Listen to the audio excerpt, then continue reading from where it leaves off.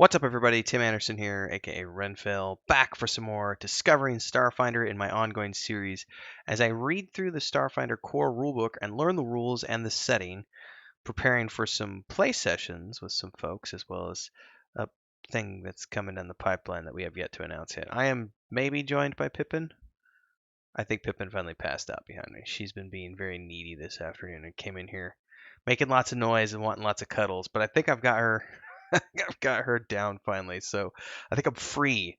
So today we're going to be diving into the Starships section of the core rulebook, which is probably the section that's I've been most anticipating this part of the Discovering series because I have never ever done Starship stuff in a tabletop before. I vaguely recall doing something with the D6 Star Wars stuff back in the 90s, but that was so long ago I really can't remember. Oh, that tail's moving around. I don't know if she's gonna wake up or not. She may just be last residual twitches before.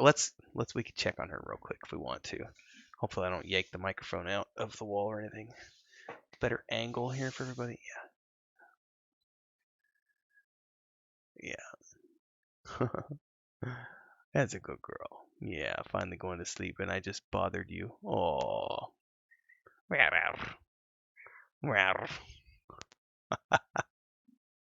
She's a good little girl. She's upset because I won't get in the bed with her right now. So she's been probably 20 minutes now trying to get me to come get in bed with her because that's her routine the last few days. I don't know why, just suddenly the last few days she's been wanting to come in the afternoon. It's like 3:30, 4 o'clock in the afternoon, so she's coming in the mid afternoons. Probably it's because of the air conditioner. She's probably like, I can go sit with Dad in the AC. She's a good girl. Anyway, Starships. Let's dive in. Like, subscribe, hit the bell icon if you haven't already done so, folks. Support if you can. Super chats, super stickers, memberships. That helps keep the cats fed as well. I'm totally going to use my cats. I'm going to do it. So, see this cat? She needs to eat. Don't forget the Patreon page too. Let's dive in, everybody, and I'll try to move this around. Maybe I'll just keep my hand back here and she can be comfortable while we do a read through. Starships! No one knows which packed world first achieved space flight, but by the beginning of the modern era, nearly every world had some form of interplanetary travel. Oh wow, so this is a huge lore dump, which I'll need to read. Dun, dun, dun, dun. 3 years after the end of the gap, the signal went out. Some worlds received it as a broadcast. It came to the others in dreams of inventors or lunatics etched into floors by malfunctioning assembly robots. Still others dug it from the innards of crashed space probes, found it carved in monoliths in city centers, or heard it blared from the sky by entities within wheels of flame. Regardless of the mechanism, at the same instant, thousands of cultures across the material plane received the same information. Blueprints for a new type of starship drive, one capable of cheaply and efficiently shortening the distance between stars. Huh.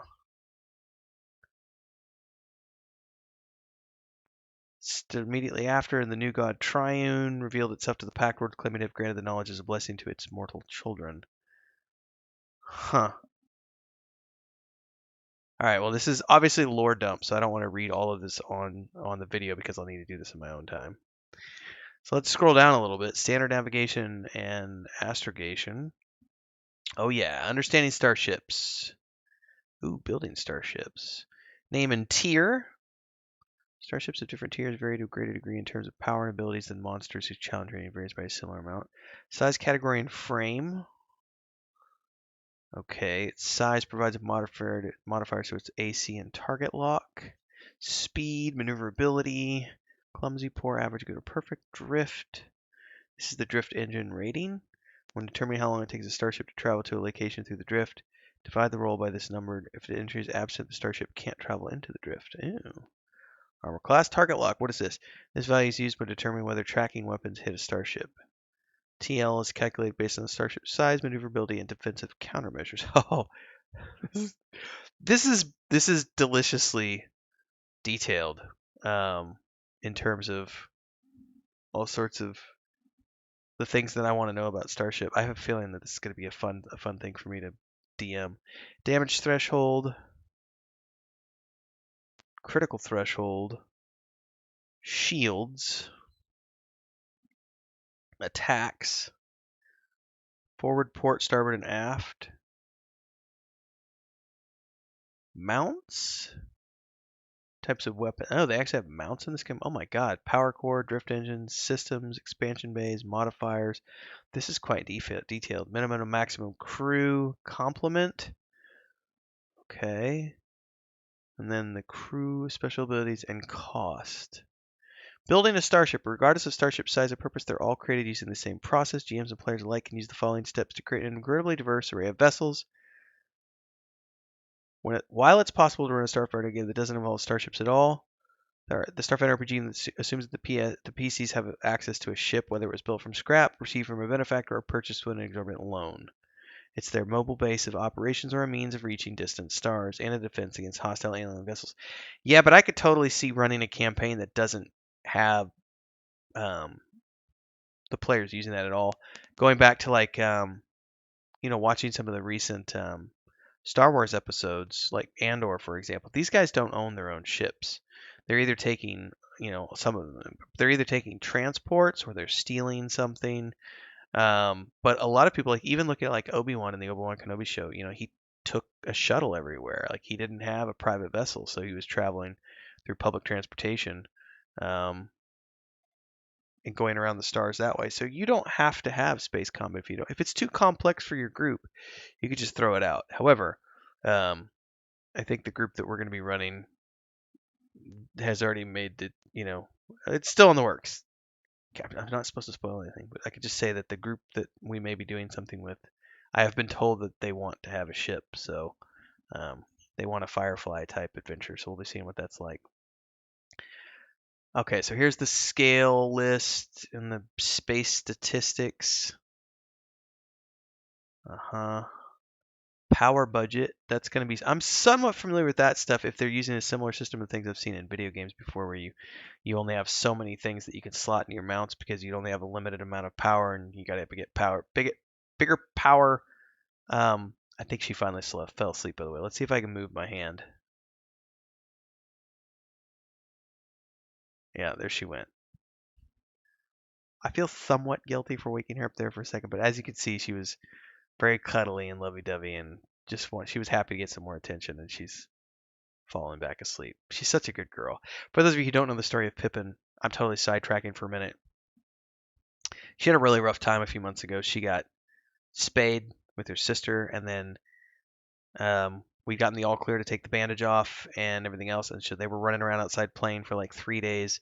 And I think it was 2 or 3, I think it was 3 days after we took the bandages off and she got her stitches removed and everything. Um, she came home and we noticed that she had like, it looked like a blood blister underneath the skin, like right where her sutures were. And so we were like, we better put her bandage back on and some medicine. And we did. And the next morning, this was on live stream. Like she was here in the room with me. She jumped up on my shoulder. She was being super lovey-dovey. I did like a 2-hour stream. Stopped the stream. Went and had breakfast with Chris. Came back into the office, and I was sitting here working.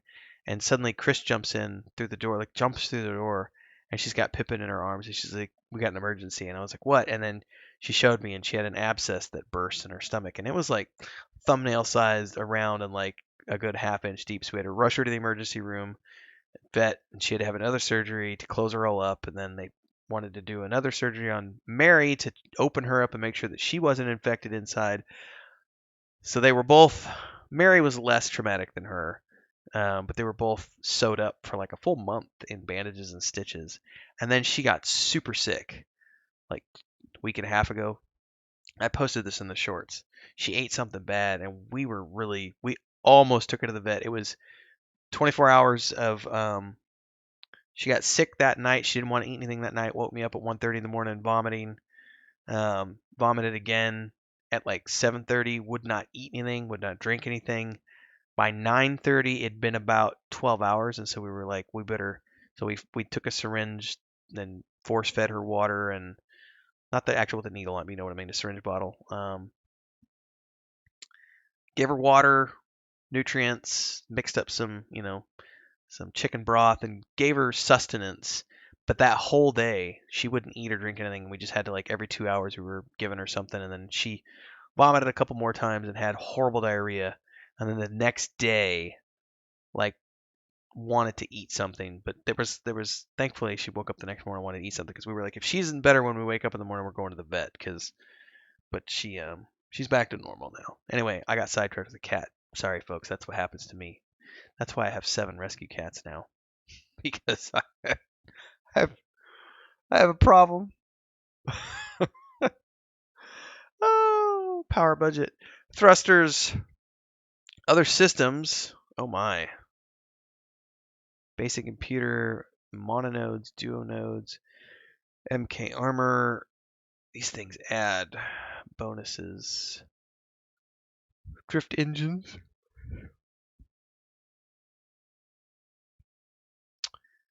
Shuttle bays, smuggler compartments, which we know the ships are going to have a smuggling compartment. You have to have a smuggling compartment. Expansion bays, securities, starship weapons, chain gun, cool. Okay, some of this stuff I'm going to be familiar with from like I played enough space games over the years that some of this sounds pretty familiar. Okay. Oh wow, they actually have Eoxian ship styles. No thanks.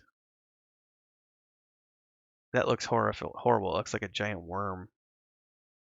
No thanks. Ah, Casathan ship styles. That doesn't look too bad. Ooh, the Idaran Void Runner. That looks pretty dope. Packed World ships. Here we go. Very militaristic. Ooh, the Kevallari Venture. Oh man, the Atec Immortal. Oh man, I'll tell you what though. This here, let me. I just want to look at this. This is just so cool. Like that red ship up there at the top. That's pretty awesome. Yeah. Sheeran ship styles? No thanks. Viscarium ship styles? Not not too bad, but not my favorite. Starship combat. Large and small crews. Base frame determines the maximum and minimum number of crew members needed to operate that vessel. It can't be flown without its minimum complement.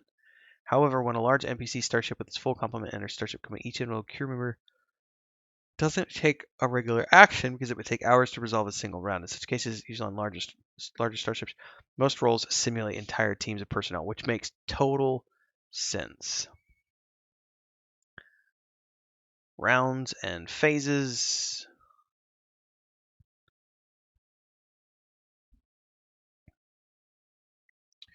Oh, firing arcs. They can make turns. Oh my god, this is extremely complex. They can move a starship forward facing by 60 degrees over one side of a hex. Every round in which a starship turns, it must move a certain number of hexes before each turn determined by its maneuverability. I need to look through all this because I have a feeling I'm going to simplify the hell out of those rules. Flip and burn.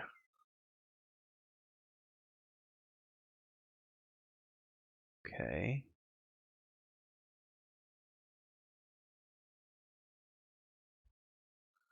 Oh my god. So these are like crew actions? Okay.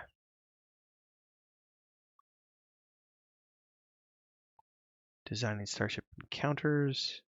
Well, we're gonna play. I think we're gonna end up playing through a adventure path module at some point. Whenever we get to that point.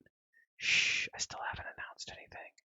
And it's gonna have ship combat in the one we're looking at, which would teach us how to do this. Oh, beautiful! They give an example of starship combat here as well, in a table format. Okay, really, really cool. So I'll be able to read through this at my leisure. Okay, so I'll read through this, see what they have to say about examples of starship combat. And then it looks like next episode we're going to be getting into magic and spells, which is incredibly intriguing to me given the fact that this is a science fiction world or a futuristic world. I want to know how this is going to work with the science magic component, the science fantasy. Make sure to like, subscribe, and hit the bell icon. to get access to the next episode, because I will have that up at some point in the near future. I've been doing these about every 3 days. So usually about every 3 days, sometimes more frequently, but pretty much it's been about every 3 days I do a new episode. So stay tuned for those. Thank you for those of you who are supporting. Like, subscribe, hit that bell icon. Drop a membership on the channel if you would. It's $2.99 a month for the base option. You can go up from there. Or if you don't want to do monthly recurring, you can just do super thanks, super chats, and live streams or premieres. Don't forget the Patreon page if you want to get our tabletop world. Download the point-click adventure games, stuff like that. Links to our Discord. All the links are down there, so check them out. I'll see everybody in the next episode. Happy gaming.